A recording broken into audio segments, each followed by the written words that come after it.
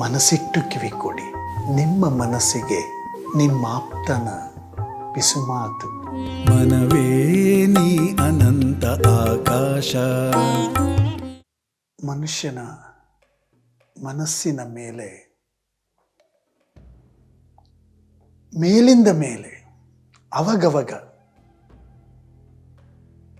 ಒಂದೊಂದು ಇನ್ಫ್ಲೂಯೆನ್ಸ್ ಆಗ್ತದೆ, ಪ್ರಭಾವಗಳು ಬೀರ್ತಾ ಇರ್ತವೆ, ಪ್ರಚೋದನೆ ಆಗ್ತದೆ, ಪ್ರಲೋಭನೆ ಏನೋ ಬೇಕು ಅಂತ ಬಯಸ್ತಾ ಇರ್ತದೆ.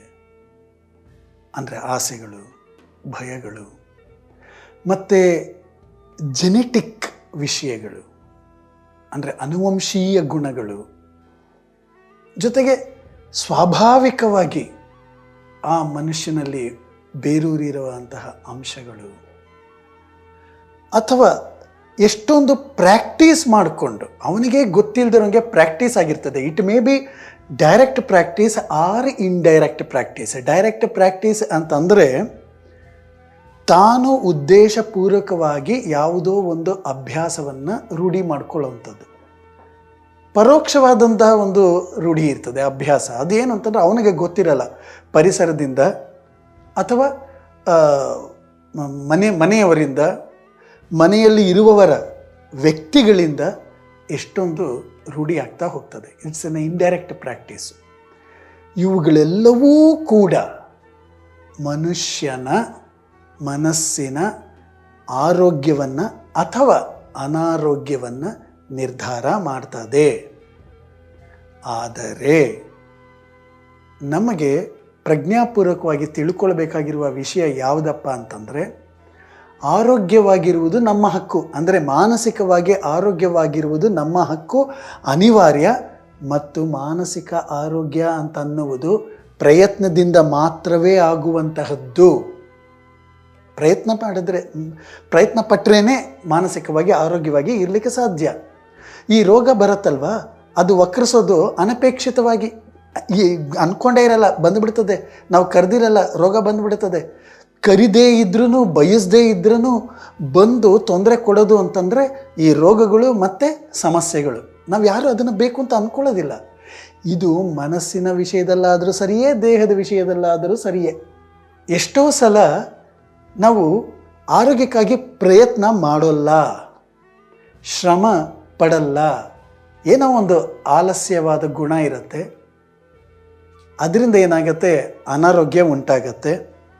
ಸರಿ, ಈ ಅನಾರೋಗ್ಯಕರವಾಗಿರೋ ಸ್ಥಿತಿ ಜೊತೆ ಹೊಂದಾಣಿಕೆ ಮಾಡಿಕೊಂಡು ಅದೇ ಸ್ಥಿತಿಯಲ್ಲಿ, ಅದೇ ಪರಿಸ್ಥಿತಿಯಲ್ಲಿ ಆರಾಮವಾಗಿದ್ದುಕೊಂಡು ಅದೇ ರೀತಿ ಮನಸ್ಥಿತಿಯನ್ನು ಕೂಡ ಮಾಡ್ಕೊಂಬಿಡ್ತಾರೆ.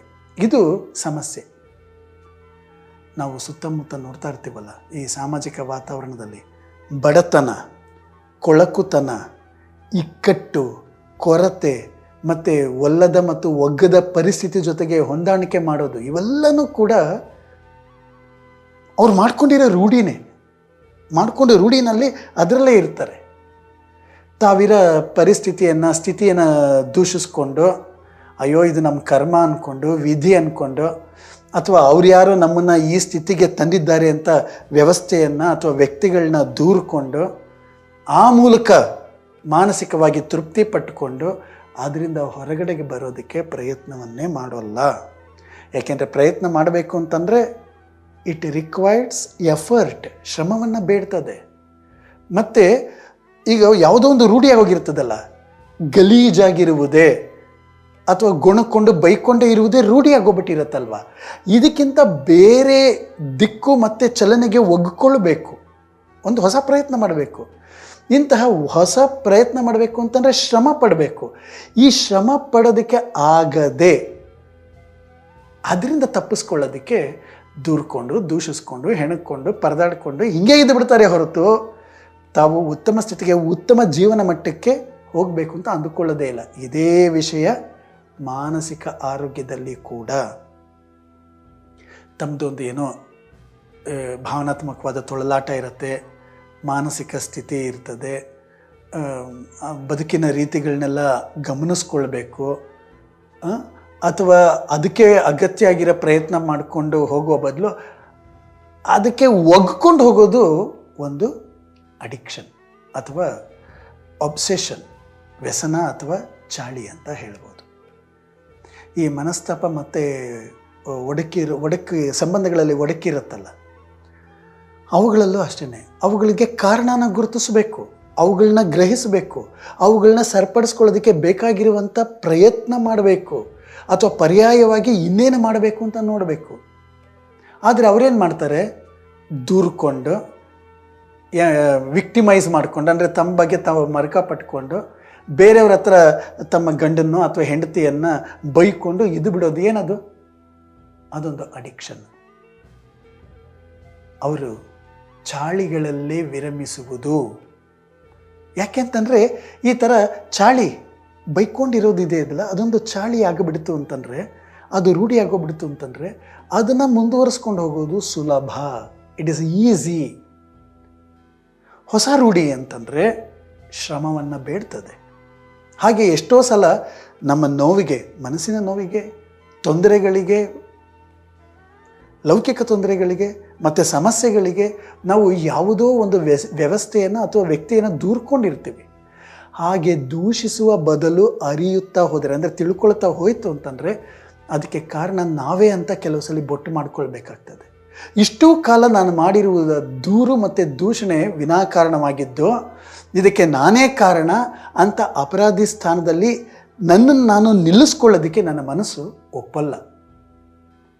ಕುಟುಂಬ, ಸಮಾಜ, ಧರ್ಮ ಅಥವಾ ಧಾರ್ಮಿಕ ಸಾಂಸ್ಕೃತಿಕ ವ್ಯವಸ್ಥೆಗಳು ಒಳ್ಳೆಯ ಮತ್ತು ಕೆಟ್ಟ ಅಂತ ಎರಡು ನಿರ್ದಿಷ್ಟ ವಲಯಗಳನ್ನು ಮತ್ತು ಸ್ಥಾನಗಳನ್ನ ಗುರುತಿಸ್ಬಿಡತ್ತೆ. ಅದರಲ್ಲಿ ಯಾವುದೋ ಒಂದರಲ್ಲಿ ಫಿಟ್ ಆಗೋದಕ್ಕೆ ಮನಸ್ಸು ಪ್ರಯತ್ನ ಮಾಡ್ತಾ ಇರ್ತದೆ. ಈಗ ಸ್ವರ್ಗ ಮತ್ತು ನರಕ ಎರಡು ವೈಪರೀತ್ಯದ ಕಾನ್ಸೆಪ್ಟ್ಸ್. ಸ್ವರ್ಗ ಮತ್ತು ನರಕ ಅನ್ನೋದು ಎರಡು ಎಕ್ಸ್ಟ್ರೀಮ್ ಕಾನ್ಸೆಪ್ಟ್ಸ್. ಸ್ವರ್ಗ ತುಂಬ ಸುಖವಾಗಿರೋದು, ನರಕ ತುಂಬ ಕ್ರೂರ ಮತ್ತು ನರಳಾಟ ಇರೋದು. ಆದರೆ ಒಳ್ಳೆಯ ಮತ್ತು ಕೆಟ್ಟ ಈ ಎರಡು ಇದೆಯಲ್ಲ, ಈ ಎರಡು ಬೆಳಕು ಕತ್ತಲೆಗಳಂತೆ ಅಲ್ಲ. ಬೆಳಕು ಮತ್ತು ಕತ್ತಲೆಗಳ ನಡುವೆ ಬಹುದೊಡ್ಡ ಗ್ರೇ ಏರಿಯಾ ಇರುತ್ತೆ. ಬೆಳಕು ಮತ್ತು ಕತ್ತಲೆ ನಮ್ಮ ಜೀವನ ಅಲ್ಲ, ಅದರ ನಡುವೆ ಇರುವ ಬೂದವಲಯ, grey area is our life.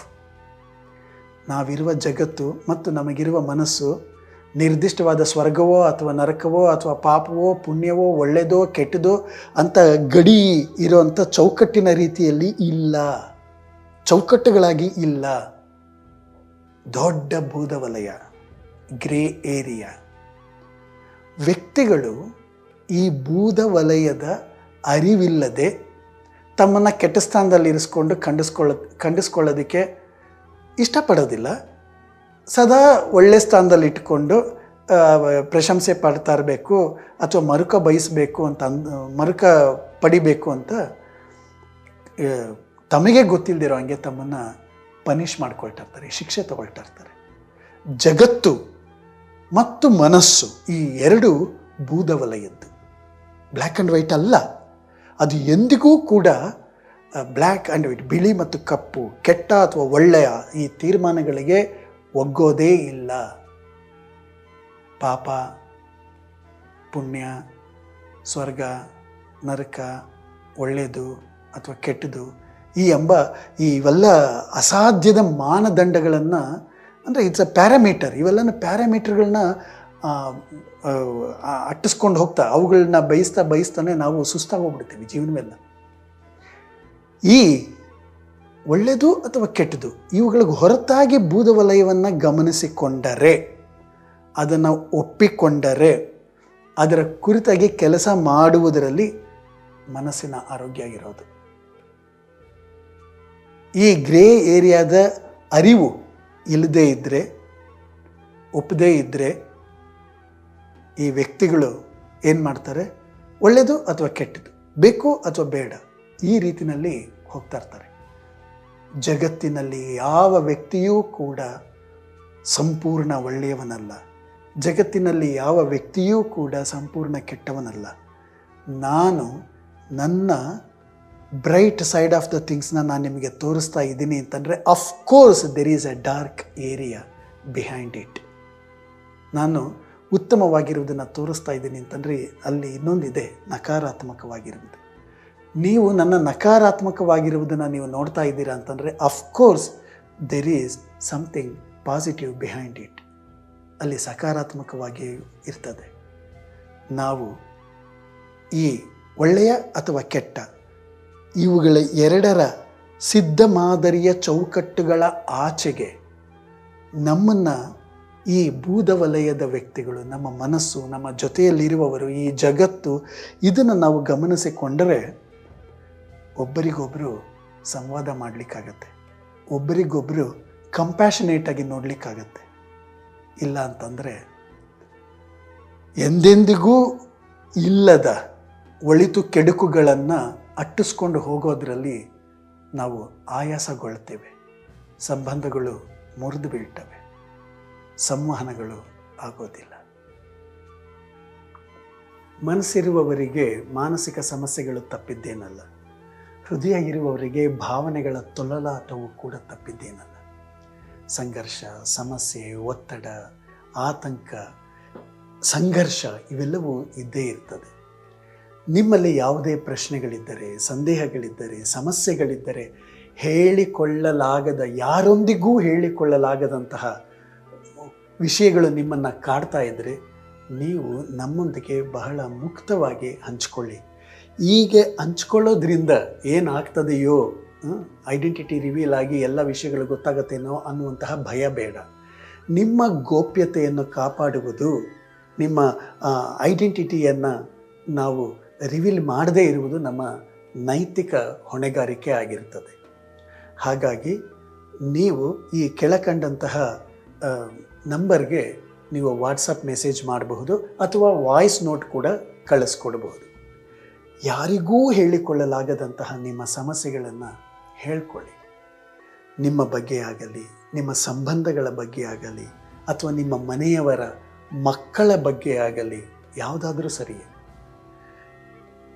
ಇದಕ್ಕೆ ಒಂದು ಯಾವುದೋ ರೀತಿಯ ಒಂದು ಮಾರ್ಗೋಪಾಯ ಇರ್ತದೆ. ಸಾಧ್ಯವೇ ಇಲ್ಲ ಅಂತ ಅನ್ನುವಾಗ ಡೆಡ್ ಎಂಡ್ ಅಂತ ಏನು ಇರೋದಿಲ್ಲ, ಬೇರೆ ಕಿಟಕಿಗಳು ತೆಗೆದಿರ್ತವೆ. Thank you.